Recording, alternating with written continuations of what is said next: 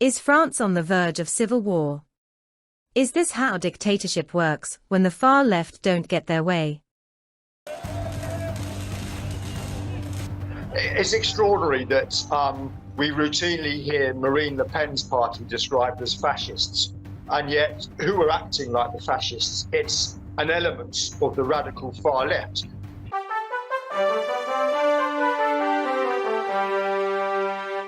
On Monday, one of Le Pen's candidates was assaulted in the Channel port of Cherbourg. A group of well-known rappers have released a song calling on voters to vote for the left and saying that if Le Pen's party wins, it's time to take out their guns and saying Jordan, as in Jordan Bardella, you're dead. What's the response of the left, of Emmanuel Macron, who, by the way, has sided extraordinarily? He has now called on voters to vote for the left, to vote for Jean-Luc Mélenchon, who makes no secret of his hatred of the police. And so we've got the President of the Republic siding with a party that wants to defund the police. It is an extraordinary situation, and it just shows the moral squalor of France today, and an element of France. Now, there are, of course, some people, I would say a minority of people who vote for Marine Le Pen, who do so because there is a racist tinge there.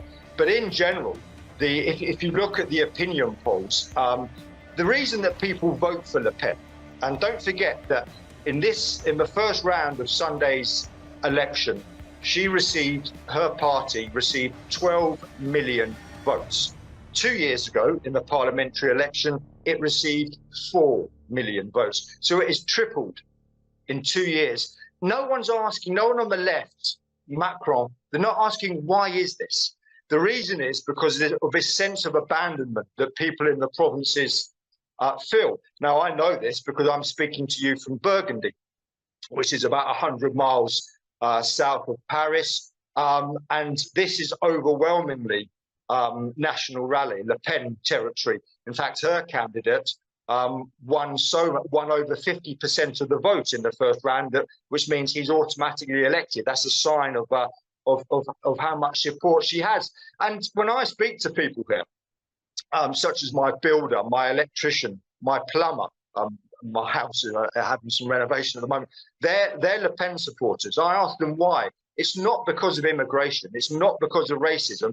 It's because of a sense that Paris and 2/3 of Macron's government are Parisians. And incidentally, in 2002, after the last elections, his 43 of his ministers, out of that number, 19 were millionaires. So that gives you some idea of a complete and utter disconnect between this Paris elite and the rest of the country. And very interestingly, in Paris, there's 18 MPs in Paris. Le Pen's National Rally was wiped out. Paris is a different country to the rest of France. And this is something that Macron refuses to accept. And it's this sense of anger that's building. And I think this is why so many people are worried about what the future holds, because there are two distinct Frances now. There's metropolitan France, affluent, doing quite well out of life, the somewheres, the anywheres, I beg your pardon. And then there's the rest of the France, the somewheres. I think one could draw a comparison with the Brexit vote in the UK 8 years ago, that there was an element, the majority of people who voted to Remain respected. They didn't like it, but they respected the democratic process. But there was a significant minority, including, unfortunately, many politicians, who tried to overturn that vote. And the sort of mood music coming out of France, or the institutions, of the unions, is not good. And extraordinarily, some teachers' unions saying that they're, advocating civil disobedience. These are the same people who raged against Donald Trump and his supporters when they stormed the Capitol, quite rightly. And yet they see nothing wrong. And this is where the immorality of a section of the left, just a section, who, because they feel so virtuous, they feel that they can do what they want if the vote doesn't go their way. And so I think there is a real a sense of unease, and the police are on standby. Many shops in the centre of Paris and Lyon and Bordeaux and other cities, they boarded up their windows on Sunday night after the first round. There were a few disturbances, nothing widespread. But I think that if Le Pen wins, and if she wins an absolute majority, in other words, more than half the seats in the National Assembly, I fear we will see not only street violence, but I think from unions, from some institutions, in effect, civil disobedience. And don't forget, and this is why so many people are incredulous that Macron called this snap election at the beginning of June after his heavy defeat in the European elections, because what happens on July the 26th? The Olympics.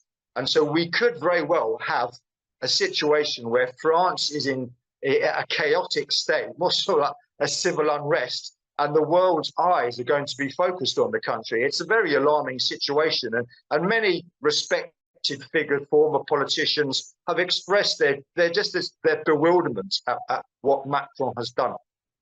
Why did he do it? That's what people, apparently his prime minister, Gabriel Attal, was amazed. He wasn't consulted, incidentally, and nor were any of his cabinet.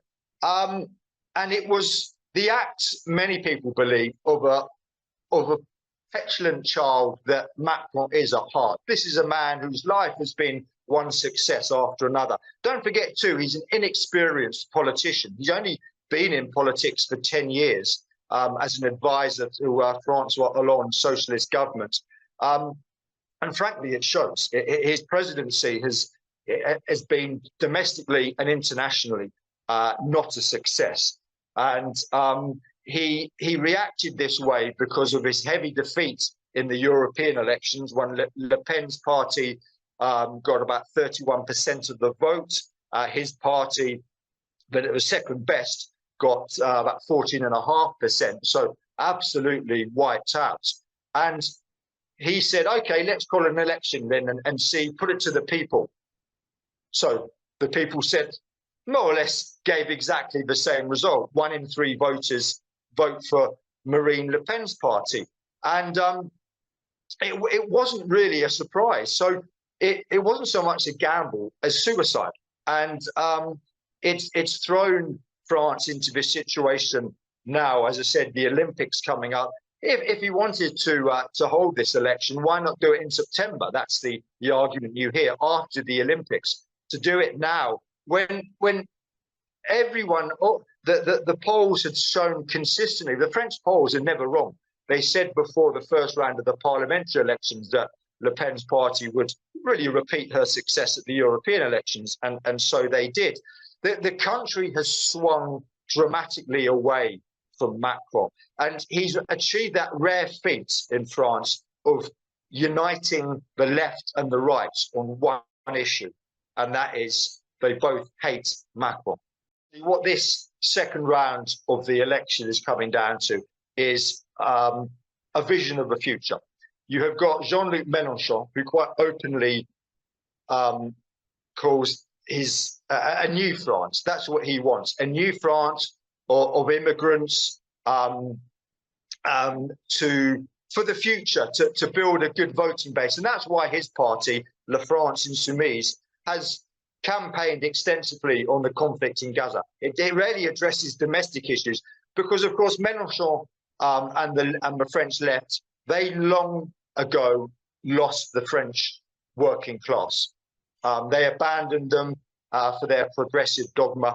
And so the French working class have moved practically en masse, certainly outside the big cities, to Marine Le Pen. Her party very much addresses the cost of living crisis, which, along with immigration, is the big issue in France. And so you've got Marine Le Pen's party. It's probably the best way to describe that in crude terms is old France. So this is a country in the provinces, that is proud of France, its traditions, its culture, its customs, and it wants to defend them. Now, it's not opposed to immigration per se, but it wants it controlled. Immigration, legal and illegal, has reached unprecedented levels under Emmanuel Macron. No one knows how many illegal immigrants there are exactly in France. It's estimates around about 1 million. And the Macron, since he was elected in 2017, has promised to control borders. He gave a speech at Sorbonne University in September 2017 about a speech about Europe. He's very much pro-Europe, but said we have got to control our borders. He was speaking obviously after the great migrant crisis of 2015, 2016, but he has done nothing about it.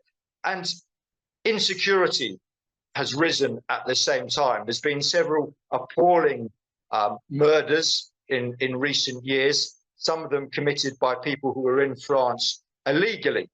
And this, again, has fueled support for Marine Le Pen. Now, one of her policies is that we will restore order to the borders, and they will send police to the Italian border where most of the migrants come up, and really stop the illegal migration. They will also look at the treaties between France and Algeria, which makes it very easy for Algerians to come and settle in France. And this wins support, not just incidentally among the right, but opinion polls have repeatedly shown that a majority of socialist and green voters, around about 52, 53%, also believe that immigration is out of control and they want something done about it. So this is a very popular policy.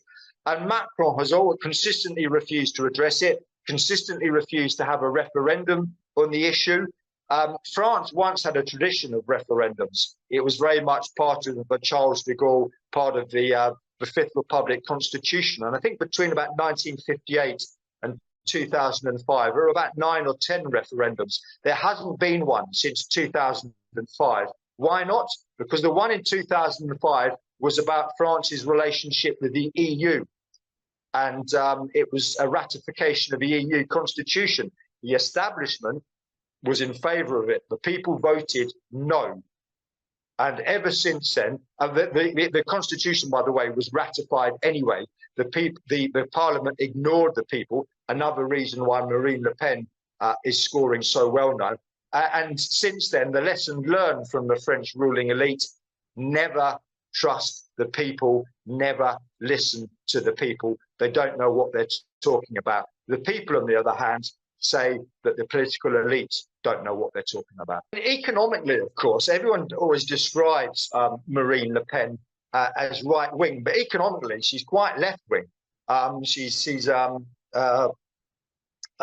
statist, a protectionist, and she has allied with one of her key allies is a man called Eric Ciotti, who's the president of the centre-right Republicans, so like the British Conservatives. And Jordan Bardella, who's the 28-year-old president, it's worth mentioning him, who's very suave, very popular among the young. Interesting to note that Marine Le Pen's party is popular among the young. And it tends to be, it's sort of like the inverse of many Anglo-Saxon countries where the old tend to be more conservative and vote for right. It's in Macron's key supporters for many years have been the over 65s. That's beginning to change now. But the young vote for Marine Le Pen. Why do they do it? Well, because of the economy, and particularly in the countryside. Deindustrialization has ravaged France, the provinces, and you just need to travel anywhere in provincial France to see these abandoned warehouses and factories. And so reindustrialization is very much part of their economic project, and project giving French companies contracts instead of sending them overseas.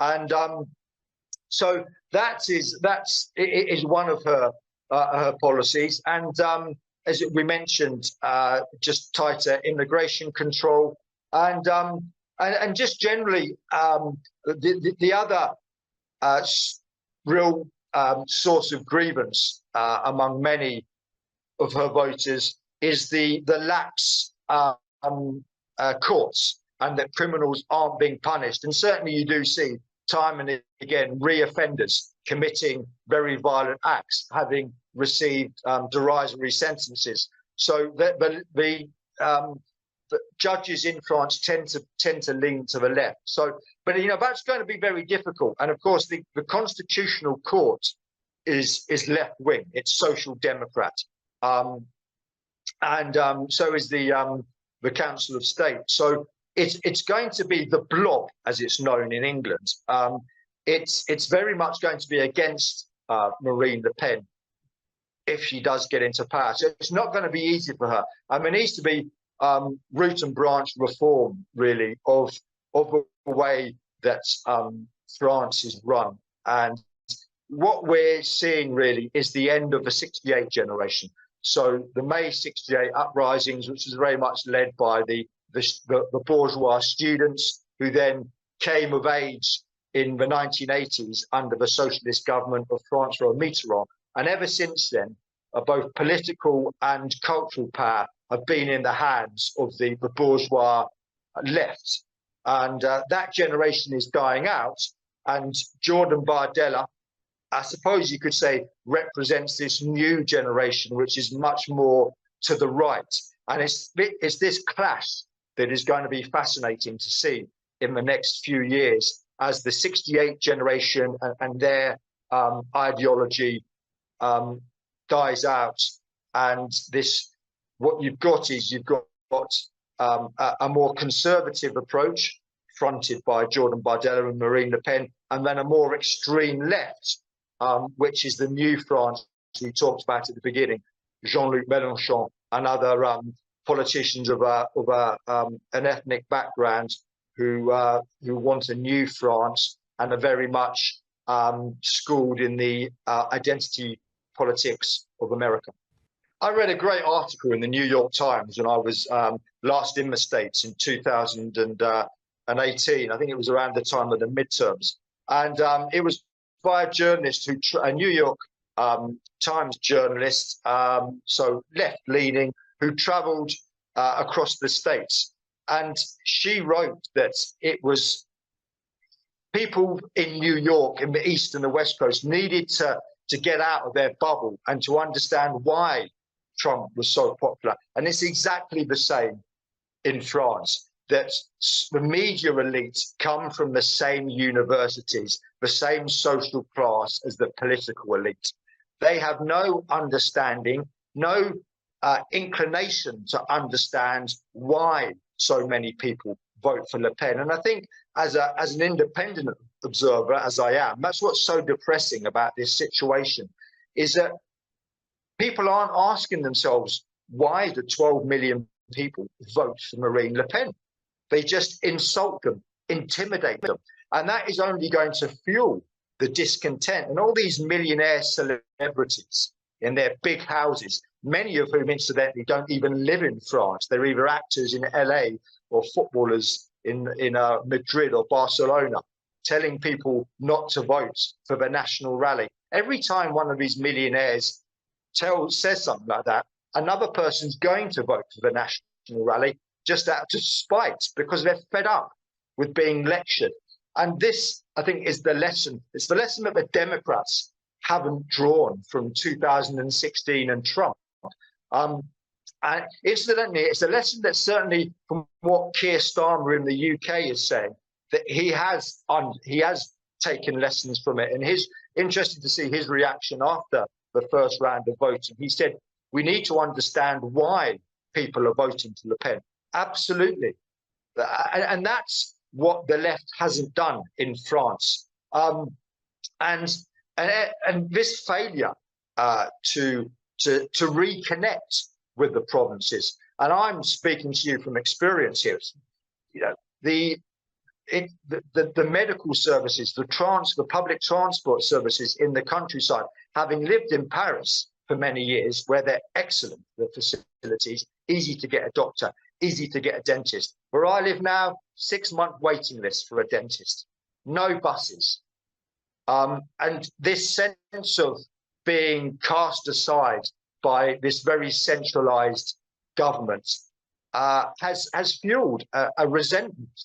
And until the Paris elite address this, instead of just insulting voters, I'm afraid the divide in France is only going to deepen, and it's going to become more bitter and more acrimonious.